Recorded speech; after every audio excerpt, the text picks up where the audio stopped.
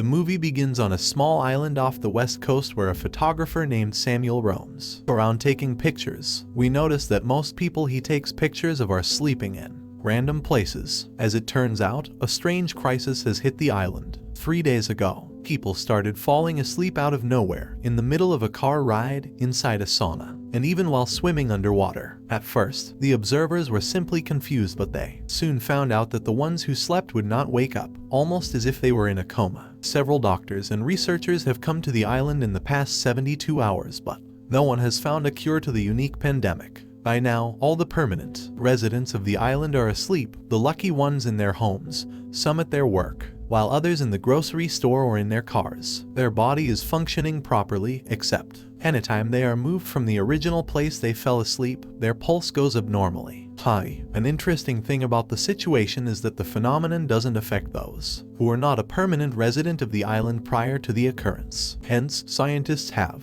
established a camp and put tags on every sleeping human on the island to keep track of them. Currently, no reporter is allowed in the infected zone, but Samuel has somehow managed to sneak through the border amidst the chaos. While on the adventure, he enters a bus full of sleeping passengers to take pictures. He discovers a woman holding a live goldfish and decides to take it with him. In the bizarre circumstance, Samuel feels like the fish is his only friend and he talks to the animal accordingly. Some time later, they end up at a house which looks good enough to spend a few days. Samuel cautiously walks in to find a woman sleeping on her bed. Her name is Stella and she was one of the lucky last ones to fall asleep. Samuel avoids invading her privacy and stays in the other room, not realizing that the researchers are outside his house, guarding the area. Since everyone conscious has been asked to leave the island, he is afraid he will be punished if found. The following day, Samuel dreams of going to the grocery store and running into Stella, but she hardly pays any attention to him. He is woken up abruptly when he calls her by her name and she asks him how he knows it. The new day sparks a new adventure for Samuel as talks to a sleeping Stella while listening to the news on radio. The entire world is talking about the pandemic and the bizarre controversies are starting to roll in. Laughing at them, Samuel decides to explore the island in daylight. The first person he notices is a handyman stuck to a tree, sleeping peacefully. He also finds out the animals on the island are still alive and wonders who is taking care of them. After about an hour of walking, he reaches the church where a large group of people are unconscious. Taking a few pictures, Samuel settles into a seat and falls asleep. In his dream, he and Stella are sitting opposite each other in a restaurant. They act like they have known each other forever and chat about what Samuel is doing on the island. Stella doesn't approve that he is taking advantage of the situation for money, but Samuel argues that he is there for the experience, not money. Later on, he returns home and goes through Stella's belongings to find her daily journal. As he reads it, his connection to Stella gets stronger and he continues dreaming about her. In the dream, she tells him that she was one of the last ones to get hit. The first person she saw falling unconscious was her piano teacher, who slept in the middle of a class. On being asked if she was scared, Stella replies that she was more confused. The doctors and researchers came but only discovered that the people should not be moved from the places they fell asleep. Stella finds it funny that there is a chance her heart will explode if she gets up from her bed. Samuel then takes the opportunity to ask her how she felt when she fell asleep. Stella describes it as a surreal feeling.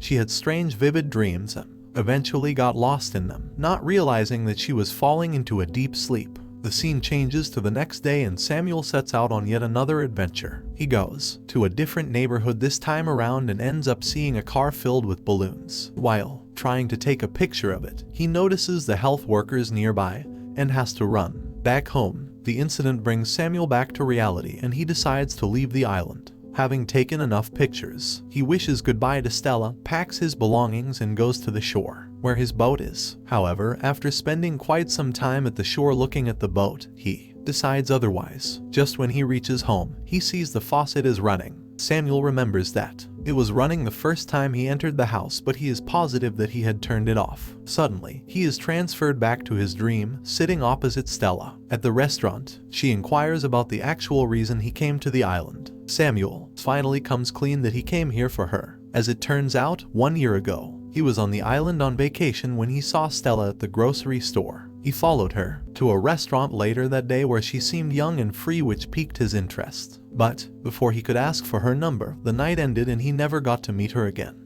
Back in reality, Samuel goes to the grocery store to shop, but two researchers come in to get some alcohol at the same time. One of them bumps into Samuel, but he avoids getting caught by pretending to be unconscious. After they are gone, he delightedly shops for essentials and even pays the sleeping cashier before bringing the groceries home. After that, we see him roam around Stella's house, observing her belongings and imagining how her personality would be. He hits the jackpot when he finds a tape recorder in the attic that has recordings of the list of her favorite things. The list has random things like the sound of a typewriter, headless Barbie dolls, and flamingo floaties. But the more Samuel listens to it, the more his infatuation grows. On the list, Stella describes that driving on the beach is her favorite thing to do, and so Samuel imagines him and Stella outside looking for a car to drive to the beach. He dreads the idea of stealing from sleeping people, but Stella convinces him that they are just borrowing it. They soon find a car they like and break into the owner's house to look for the keys. Samuel enjoys Stella's free-spirited nature and starts believing she is more than just his imagination. A while later, he wakes up to the sound of a car outside and notices two health workers coming into the house for a weekly checkup.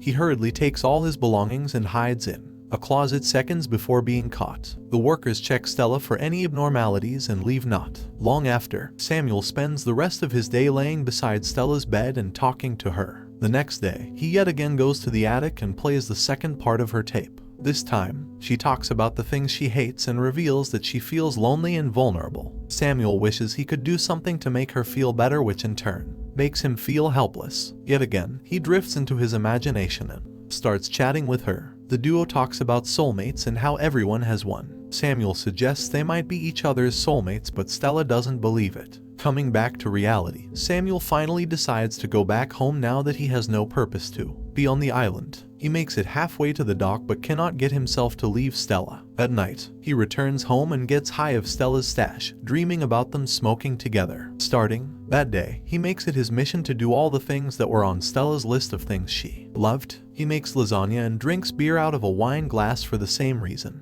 When tipsy, Stella appears in his dreams, furious about him not leaving her alone. She declares that the version of Stella he knows from her journals and tapes is not her. Samuel recognizes that she is right. After all, he has never talked to her in real life and their relationship is entirely in his head. As he tries convincing himself coming to the island was not a mistake, Stella asks him to leave her alone and disappears into the darkness. In the following scene, Samuel once again decides to leave, but his journey is different this time around. He feels extremely thirsty on his way and gets strange hallucinations. To quench his thirst, he breaks into an apartment, but the more he drinks, the thirstier he gets. The walls start closing on him, filling him up with anxiety, which is when he realizes he is about to fall asleep like the others. As he tries his best to stay awake, he gets a call from imaginary Stella, who calls him back home. He suddenly wakes up and returns to her house in a hurry, asserting that if falling asleep is inevitable, he would rather sleep close to her. The next morning, to Samuel's utter surprise,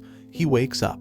However, he is unsure how long he can stay awake for. Taking the opportunity at hand, he writes notes for Stella in case she ever gets to read them. It takes him the entire day, and at the end, he, too, falls into a coma. Time passes, and a few days later, Stella moves in her sleep. Things take a turn when she opens her eyes, wide awake after being asleep for more than a week. She realizes that she has no energy and goes to drink water from the faucet. This is when she sees a second toothbrush on the counter and figures someone else has been living with her. While cautiously approaching a sleeping Samuel in the living room, Stella is more confused than scared. She wants to wake him up but gives up after a few tries. The house is filled with random objects she likes, like a Barbie without her head and a giant flamingo floaty. Stella is pleasantly surprised to see them, but it washes away as soon as she finds out Samuel read her journals and listened to her tapes. In a fit of rage, she hits him several times and discovers the notes he wrote for her. In it, he apologizes to her for listening to her tapes and assures her that she is like everyone else. He tells her feeling lonely and building up a defense system is okay, but